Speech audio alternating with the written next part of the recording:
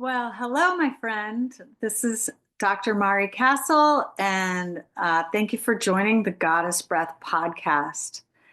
In this episode today, I'm going to share with you a very new part of Inanna's story, a very refreshing and uplifting part of her story that pertains to the spring equinox. And the timing of this podcast was not planned to be specifically at this time, but with divine timing, it was actually just lined right up. So I am super excited that the theme is also around the spring equinox. If this is something you're listening to sometime later in the year, that's okay too, because it's the feeling of spring, right? It's not necessarily that we have to be in that season.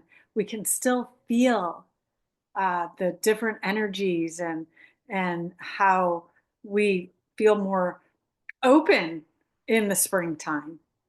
So, yeah, I want to start with a breathing technique, and this one is going to be particularly for the heart space because in this part of Inanna's story, and from the last episode, we were in the solar plexus, which is just at the diaphragm area of the body, just under the rib cage, and now we're in the heart space, the chest and the heart, and I want to just kind of do a breathing meditation here with you so you can get the feeling of that energy that we always are often experience in the springtime.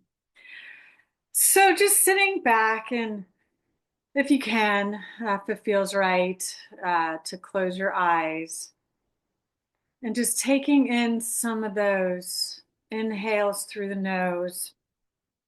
And then also, if you can lean back, is good as well. Leaning back into the seat beneath you, getting comfortable because we're going to be focusing on this area of the body.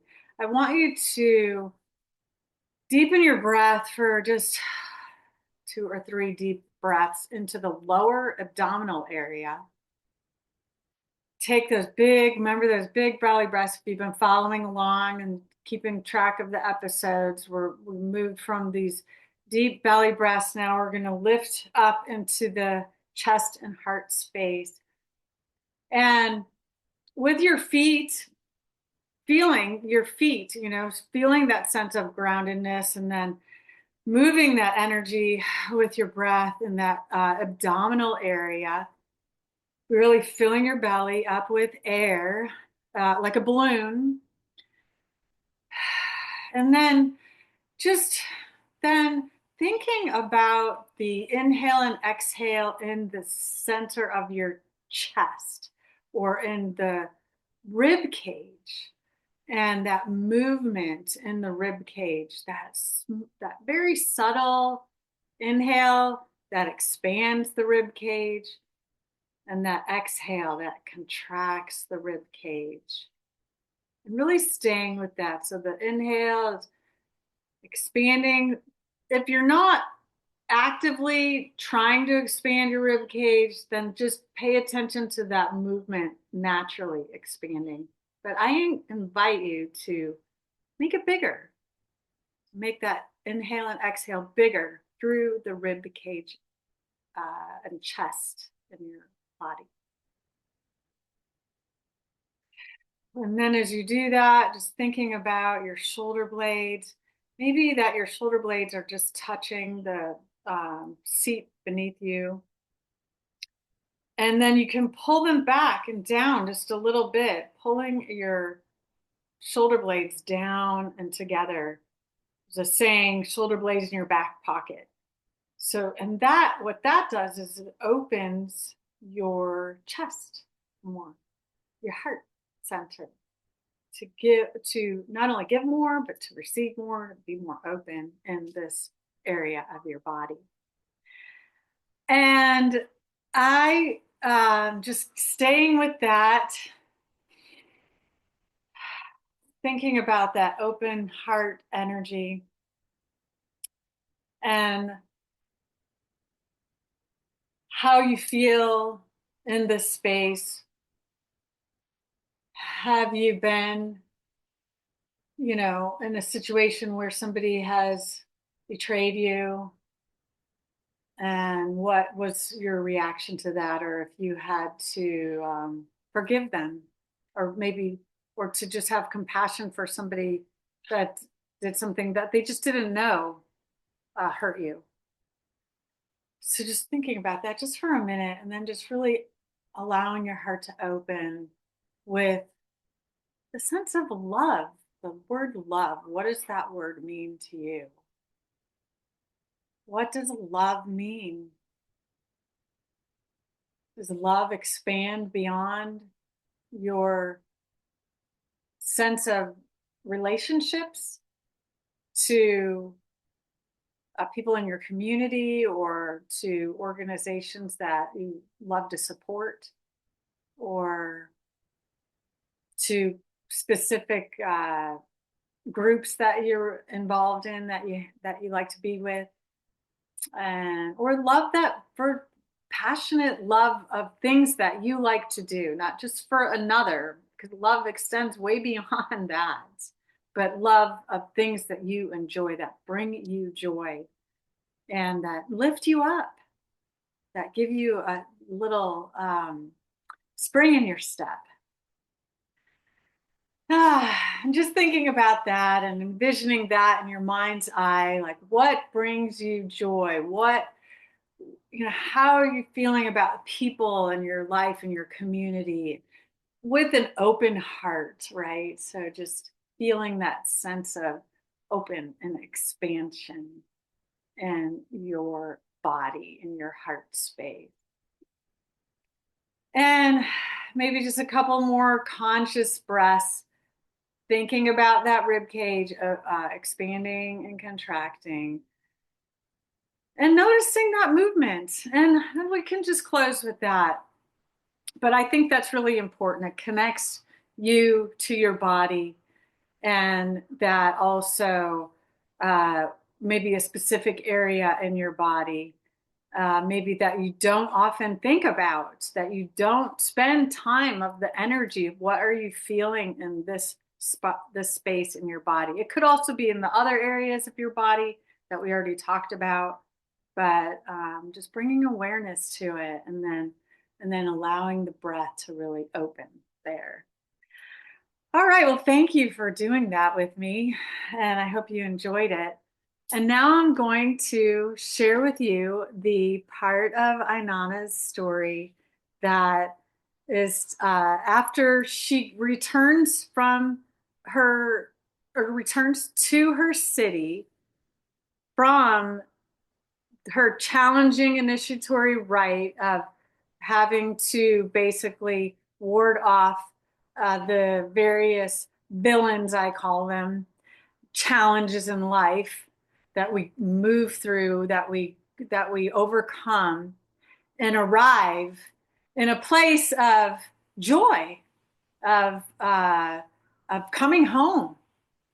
And that Inanna then is met by her brother. He's the sun god, and his name is Utu. I'll just share it because it's in my head. That he comes to Inanna and he says, "It's time now for you, my sister, to join with another." And we're talking here about the masculine and feminine energy coming together, commingling in balance, right? So the yin yang balance. I have my hands in a yin yang sign.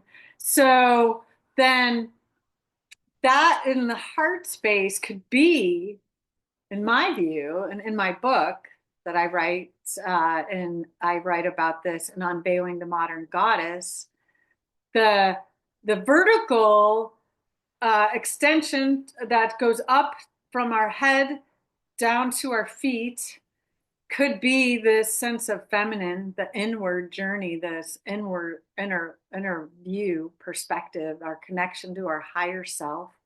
And then the external view. So this is the outer world and all of our people and how we show up in that heart space then. And so Inanna is meant at this stage to meet with another. And she goes through a little period of choosing.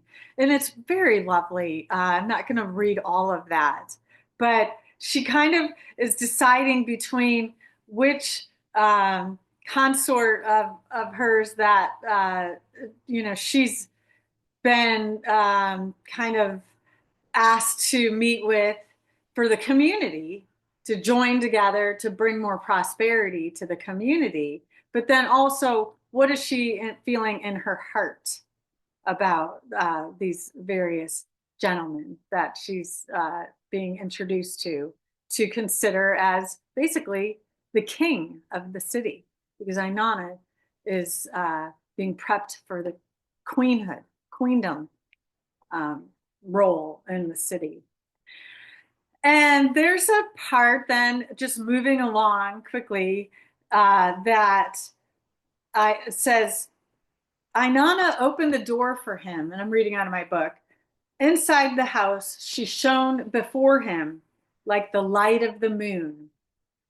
Dumuzi looked at her joyously. Dumuzi is the gentleman. He pressed his neck close against hers. He kissed her. And then it gets pretty juicy. I'm not going to go into it all. I just don't want to go there at this time, maybe in another episode and another round of the story. But at the king's lap, because it's already, he's king, they've already decided they're going to be together. Plants grew high by their side. Grains grew by their side. Gardens flourished luxuriantly. And Inanna is saying, he is lettuce planted by the water. He is the well-stocked garden of the plain, my barley growing high in its burrow, my apple tree, which bears fruit up to its crown. And his hand is honey, his sweetness, he sweetens me always. So it's just very loving and very much involving nature. So this is where springtime comes in, and it's perfect. And the sacred marriage ritual that Inanna and Dumuzi enact, it's a ritual that they come together and enact, is the New Year ritual that in ancient times was performed at the Spring Equinox. And the idea and the intention behind this ritual was to integrate the divine, the higher self, our spiritual sense with the city to bring prosperity, allow for the flourishing plants, the growth of the agriculture, to provide for everyone, and to have a thriving community where everybody is joyous and happy and fulfilled, right? These are such good aspects to think about and to bring into our lives. We don't need all the other stuff. We don't need the dogma of other stuff. Let's think about these things that are such important aspects of joy and celebration and coming together. Right? This is the sacred marriage ritual. It's, in my thoughts, they got the word, it's supposed to be sacred merging, but I'm not arguing with the scholars who translated the text. And, there's more. I love this other part as well. That Dumuzi says, my sister, I would go with you to my garden. I would go with you to my orchard. I can get that word right. Orchard. I would go with you to my apple tree. And then Inanna says, last night, the queen, was shining bright, as I was shining bright and dancing, singing praises, he met me. My Lord Dumuzi met me. He put his hand into my hand. He pressed his neck close to mine, and he is ready for the queen. So, what a beautiful love story of the lyrical aspect in the poem, and they just intertwine nature throughout all of it.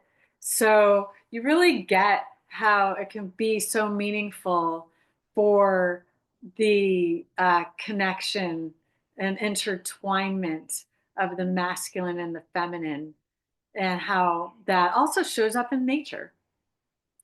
So, a couple of things I want to share as well about this particular time in Inanna's life, and also um, kind of give you a little bit of a glimpse and how things go then after so many years, right?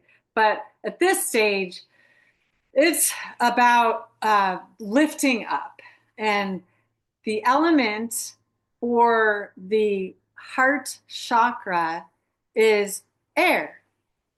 So I mentioned in the episode before last that there's that scale where that's in the Book of the Dead. I'm saying that right? Yeah. And uh, there's the image as well that I said I saw in the museum. It was just really cool when I saw this because I had already written my book. And there's the heart that's weighed on one aspect of the scale, and then there's the feather that's on the other side of the scale. And there's like the crocodile sitting underneath the scale. And the idea is that at the time of someone's death, that they, in the Egyptian era, this was noted specifically by the Egyptians, that they were to either, their heart would either be lighter than the feather, or it would weigh heavier than the feather. If it weighed heavier than the feather, then the crocodile would eat the heart, and the person then kind of goes through a process of regeneration. If the heart is lighter than the feather, then that person lifts up into the ethers. And just quickly, the throat chakra is the element of ether. So it's perfect. That then, if the heart lifts up as well in our, like, if we just think about our everyday perspective and how we are perceiving, like I said, emotions and reacting, and then what's our vision, what's our goal, what's our purpose all about, self uh, absorption, and all about what I can gain, and like very centered on what is about me, or are we focused on what we're doing for others? So I was also saying that role of parenthood, right? And or being a good leader in our community. We kind of have to, if we're a good leader and we're empowered and we are in a space of wanting to focus on the collective, then we're bringing forth that lightness in the heart space and that sense of compassion for wherever somebody is at. A really good leader knows that everybody has good and bad days, and they're able to just accept where somebody is at, so to speak. Maybe give them some feedback or something if necessary, but you get what I'm saying. I'm really kind of generalizing. And that also a parent, right, with their children would obviously need to know that their children are going to have good days and bad days and to be patient with them wherever they're at. And also to kind of have to let some things roll off the shoulder, right? Not take things too personally with their children or as a leader as well. So, yeah, the point made there, and that that's what we want. We want the energy in the body to move upward. And we want that sense of lightness. And that's what we feel in the springtime. We feel this energy moving upward. We feel this lightness, blossoms starting to burst forth. The beauty, right? Integrating the beauty. And nature has so much beauty, but it has at the same time destruction right alongside it. So there is that balance of the paradox of the aspects of what I say is the yin yang, the all encompassing spectrum of energies. And we can hold that here in this heart space. Uh, so just leading forward a little bit, and I'm going to close that uh, Inanna and Dumuzi carry on, and they bring so much growth to their city and so much success and triumph of really having a thriving, flourishing civilization and community. And then some years go by, and we'll say which one of the two of them gets bored. And here's a call. And so then there's that aspect of having to listen to what you hear, that call that's coming from within. And I'll leave it at that. But what I'll do then from there is talk a little bit about forgiveness. And um, that's part of compassion. And that we can still love people, even if we don't always, things don't work out. If we are maybe not exactly matched, or why be miserable if you're not in a situation that brings balance, that brings that movement of energy upward and all of that.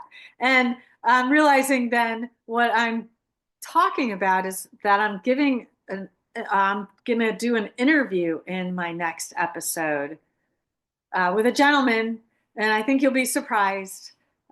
So I'm looking forward to this interview because it's really been very meaningful for me in my life, for my own growth, for my own mirror.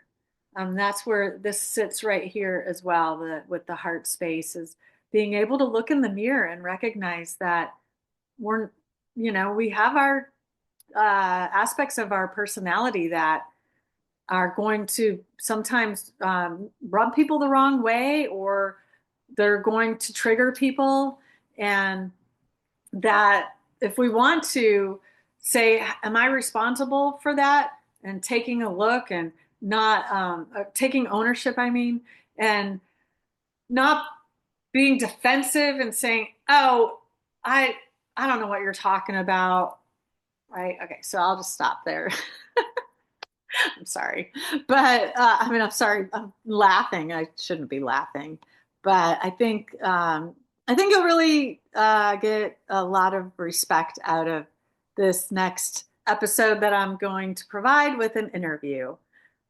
Very interesting person and a dear friend of mine. So thank you for listening. Blessings always. And I hope wherever you are, that you feel lifted up, and that you feel light in your feet, and you feel like the blossoms are just all around and you're enjoying a beautiful day. All right, take care.